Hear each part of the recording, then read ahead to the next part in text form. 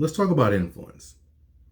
Hey, this is Alex Tremble, your favorite leadership and career coach. Today, I want to talk to all you hardworking people, all you individuals who have those wonderful strategic talents, but are not getting to where you want to be.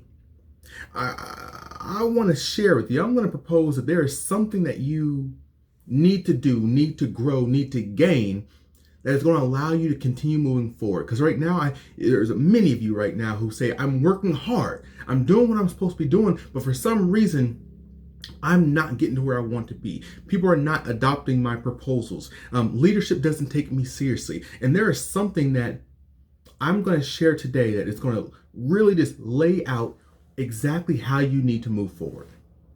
But before we do that, as always, I'm asking that you please click that like button, click the subscribe button, and if you haven't done so already, and if you've already subscribed, this is great, click that notification button, the little red button down the side.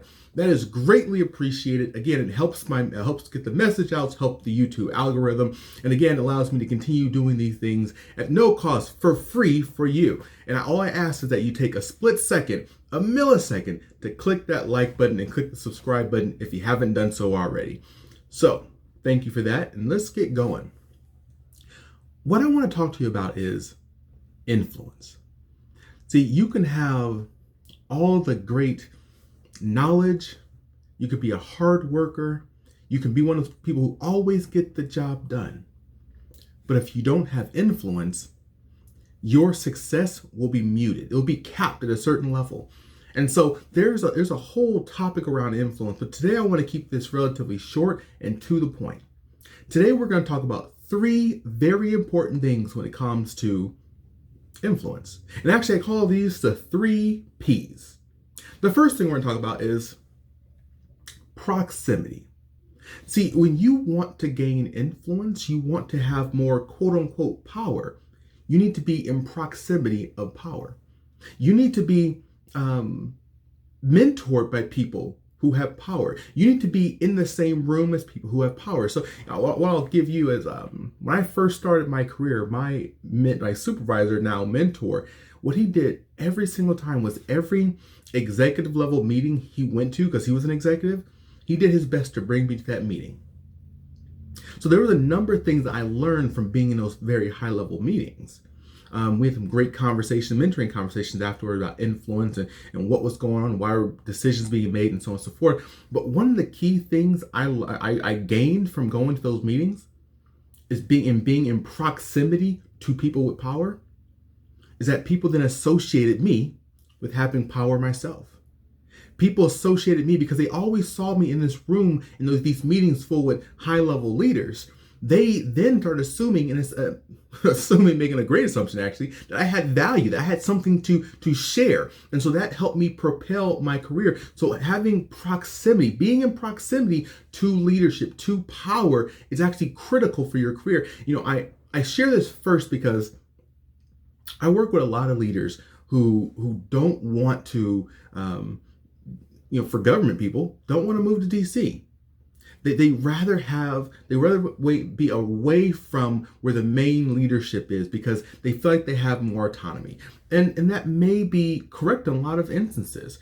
But the reality is there's nothing like being in the building with top leadership and running into the secretary in the hallway and having the opportunity to really quickly talk to that person and build a quick relationship.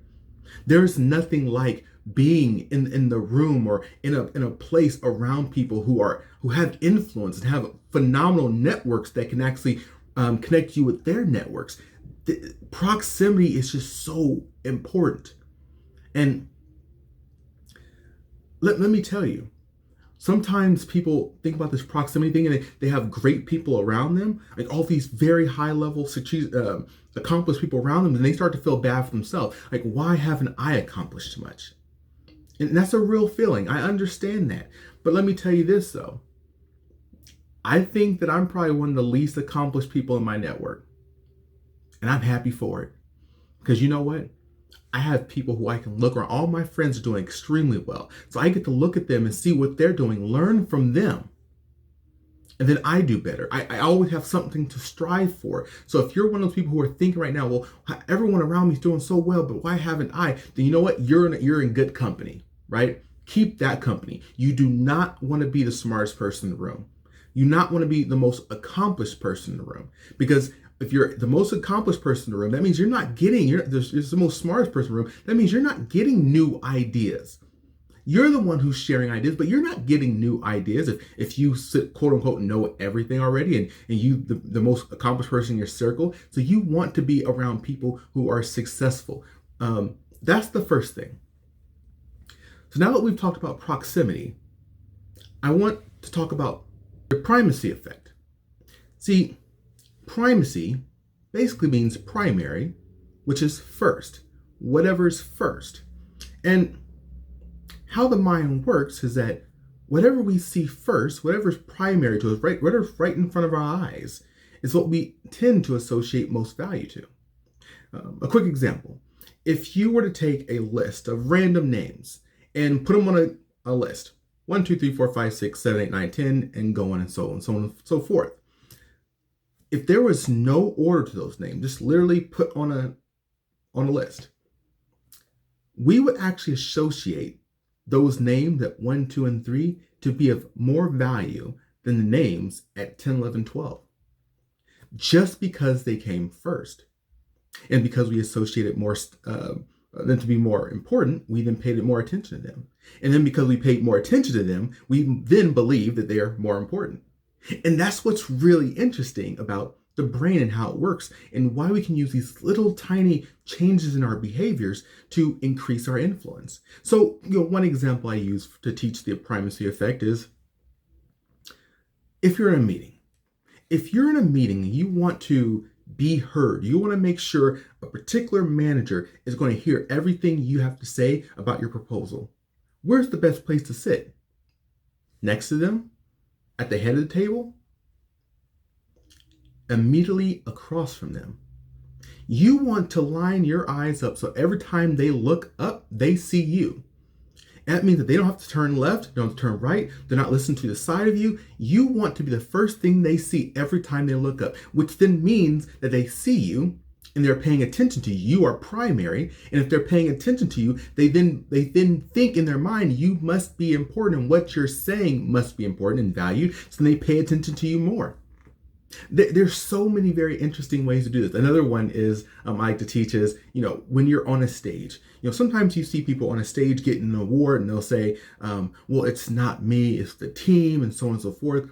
But what's interesting about that though, is if they're standing in the middle of the stage, as they're saying, it's not me, it was the team, and they're looking left and right, even though they're saying that, everyone's eyes, everyone's focus is still focused on the middle of the stage. It's still focused on that person. So even as they're being gracious and saying, oh, it's not me, pay attention to these other people, everyone is still focused on the person in the middle of the stage. So there's all these little different types of strategies that you can implement into your life to increase your influence and have people pay more attention to you by using the primacy effect. These are things obviously that I teach in my courses, but again, these are small things that you can implement into your life that just hugely impact how much influence you'll have in your office space. So thus far, we've talked about proximity. We then talked about primacy. The third P is personal connection. This is something that a lot of people forget about. For some reason, we like to think that, oh, my personal life is separate than my professional life. I'm going to keep those separate, right? That's what we should do. That's not what the best of us do. So the reality is that we actually spend more time with our work colleagues than we normally do at home. I mean, most people are working 40 plus hours. That means that you're at work most of the day. You get home, take a shower, maybe relax for a little bit, go to sleep, and then head back to work the next day. These people are who you're really close with.